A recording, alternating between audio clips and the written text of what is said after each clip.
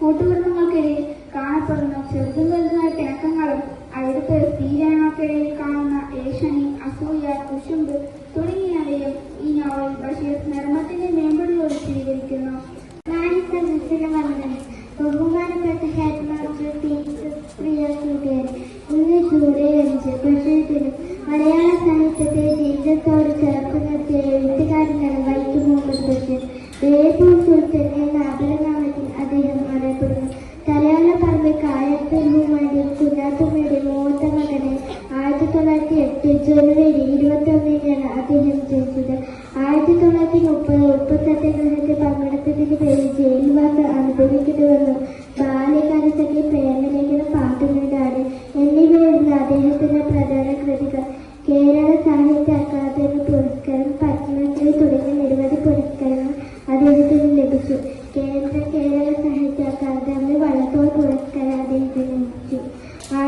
എന്നൊക്കെ ചോദിച്ച നാളിൽ അദ്ദേഹം അന്തരിച്ചു.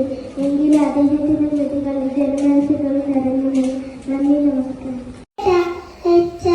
അധ്യാപകരും എന്റെ പ്രിയ കൂട്ടുകാരെ എല്ലാവർക്കും നമസ്കാരം. ഞാൻ ദിയ ഫാത്തിമ, 1A പഠിക്കുന്നു.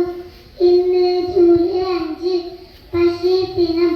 മലയാള സാഹിത്യത്തെ നമ്മുടെ ജീവിതത്തോട് ചേർത്ത് നിർത്തുന്ന എഴുത്തുകാരനാണ് വൈക്കം ബഷീർ. 1908 ജനുവരി 21 വൈക്കം മലയാളപ്പറമ്പിൽ ജനിച്ചു. ഉമ്മയുടെ ആട്. കഥാപാത്രങ്ങൾ പാത്തുമ്മ, ആട്. മതിലുകൾ. കഥാപാത്രങ്ങൾ നാരായണി ബഷീർ. ലേഖനം. കഥാപാത്രങ്ങൾ കേശവൻ നായർ, സാറാമ. ബാല്യകാലസഖി. കഥാപാത്രങ്ങൾ മജീദ്, സുഹറ. ആനവാരിയും പൊൻകുരിശും. കഥാപാത്രങ്ങൾ ആനവാരി രാമൻ നായർ, പൊൻകുരിശ് തോമ. ഭൂമിയുടെ അവകാശികൾ. കഥാപാത്രങ്ങൾ ഫാത്തിമ ബീവി, ബഷീർ.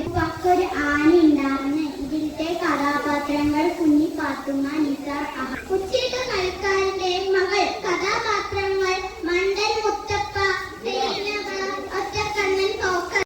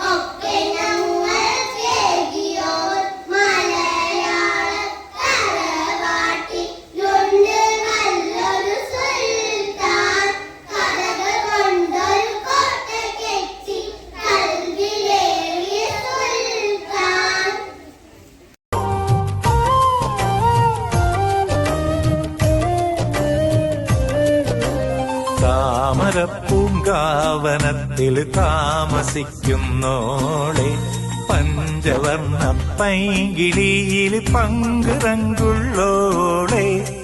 പങ്കുറങ്കുള്ളോളെ. പൂനിലാവ് വന്ന് പൂവിതറുന്നുണ്ട്.